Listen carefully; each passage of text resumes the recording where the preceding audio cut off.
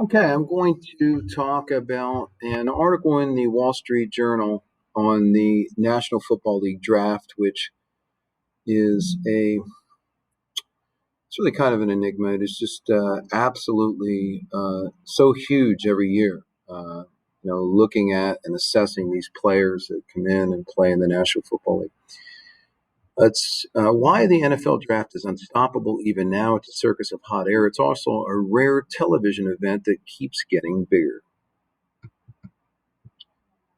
And a picture of Clemson quarterback Trevor Lawrence, who's expected to be the number one draft pick by the Jacksonville Jaguars. Have you mocked your NFL draft yet? If not, please get mocking. Release your picks. Don't tell me who the Jacksonville Jaguars are taking at number one. Even my cat presumes Jax will take the lustrous maned Clemson quarterback Trevor Lawrence. Tell me who the San Francisco 49ers are taking at number three, because nobody seems 100% sure.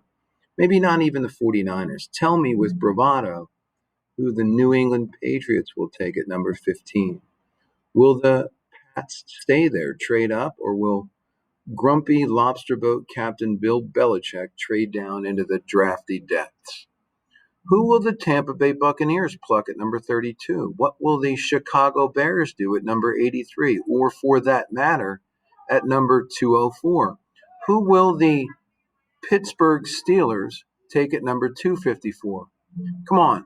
You've had nearly 12 months to think about this. You must have at least an inkling. Football's draft, which kicks off Thursday night in Cleveland, is the biggest, most beautiful gas factory in all of sports. A months long blabbity blah blah-a-thon in which well-sourced experts, armchair fans, and mediocre sports columnists at financial newspapers compete for the right to be wrong at least 50% of the time. A power company could charge the nation with the hot air annually expelled in the weeks leading up to the event. Who's moving up? Who's moving down? Who's the hot pick? Who will pull off the draft day heist for the ages? Nobody really knows. And the jargon? You're not an official draft guru unless you're tossing off buzzing terms like arm talent. Arm talent? What does that even mean? Are the football cognoscenti now evaluating the skill of a solidarity arm disembodied from the rest of the human being, like the Thing in the Addams Family? Isn't arm talent like just, throwing?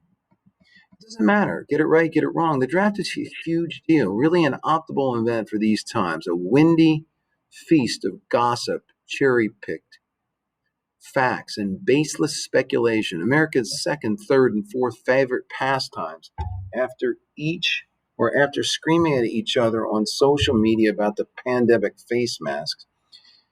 In the information is everywhere era, the draft has turned marvelously democratic. You don't need to be decked in Briani on TV to have a sizzling or even smarter take on BYU quarterback Zach Wilson, Ohio State quarterback Justin Fields, or the current allegedly surging quarterback darling Trey Lance of North Dakota State. You don't have to be able to finish a 40-yard dash to have profound wisdom on the proper 40-yard dash time for an NFL player. All you need is access to a computer and a mouth. If you're doing it right, you're talking in circles now. The draft is barely hours away, so by now you've talked yourself in and out of every outcome, and then talked yourself in and out of every outcome again, and maybe once more. Every possible trade has been picked apart and rejected, then reconsidered and reassembled anew. Even the people who will be in the official war rooms seem headspun and exhausted. Here's San Francisco's coach Kyle Shanahan responding to speculation about whether or not his club will select a quarterback, pushing out current starter Jimmy Garoppolo. I can't guarantee that anybody in the world will be alive Sunday, so I can't guarantee who will be on our roster on Sunday.